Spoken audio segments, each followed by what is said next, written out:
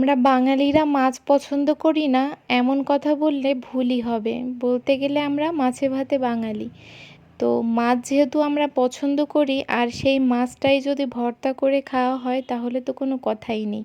আজকে আপনাদের সঙ্গে শেয়ার করব অনেক মজাদার টাকি মাছের ভর্তা। এটা গরম ভাতের সাথে খেতে অনেক বেশি মজা লাগে। আর এই ভর্তাটা করার জন্য ফ্রাইং প্যানে দিয়ে দিয়েছি আমি এখানে সরিষার তেল।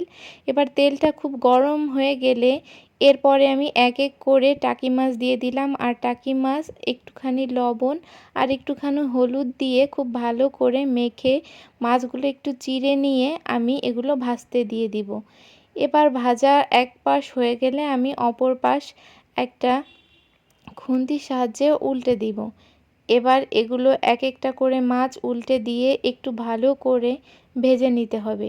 অনেক বেশি কড়া করে ভাজা যাবে না, মিডিয়াম আঁচে ভাজতে হবে। বেশি কড়া করে ভাজলে ভর্তাটা করতে একটুখানি সমস্যা হবে, তাই মাছটা একটুখানি নরম রাখলে ভর্তাটা বেশি মজা হবে। আর এই তো দেখুন আমার মাছ ভাজাগুলো হয়ে গেছে ভর্তার জন্য একদম পারফেক্ট।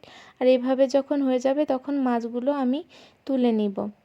এবার মাছগুলো ঠান্ডা করার জন্য আমি এক সাইডে রেখে দিয়েছি। এবার দিয়ে দিলাম সেম তেলের মধ্যে আরও একটু সরিষার তেল। এবার তেলটা গরম হয়ে গেলে এর মধ্যে দিয়ে দিয়েছি 6 থেকে 7টা দেশি রসুনের কোয়া, 4 থেকে 5টা পেঁয়াজ একটু মোটা মোটা করে কেটে নিয়েছি, আর অনেকগুলো কাঁচামরিচ যেটা কিনা আমি মাঝখান দিয়ে দুটুকরো করে নিয়েছি। এবার এগুলো তেলের সঙ্গে একটু বেশ খানিকটা সময় ভেজে নিতে হবে। এটা যখন একটু নরম হয়ে আসবে তখন আমি এর মধ্যে অ্যাড করে দিলাম অনেকটা পরিমাণে ধনিয়া পাতা। ধনিয়া পাতাগুলো আমি খুব ভালো করে ধুয়ে পরিষ্কার করে নিয়েছি।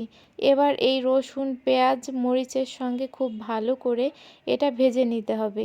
এটার টেস্ট আরেকটু বাড়ানোর জন্য আমি এর মধ্যে পরিমাণ মতো লবণ অ্যাড করে দিলাম, যাতে করে ভর্তার মধ্যে পরবর্তীতে লবণ ব্যবহার করা না লাগে। এবার এগুলো ভালো করে আরেকটু ভেজে নিতে হবে। একটু ব্রাউন ব্রাউন হয়ে গেলে এগুলো বুঝতে হবে যে হয়ে গিয়েছে। আর এই তো দেখুন আমার এটা এ পর্যায়ে হয়ে গিয়েছে, আর এগুলো আমি ঠান্ডা করার জন্য একটা সাইডে রেখে দিয়েছি।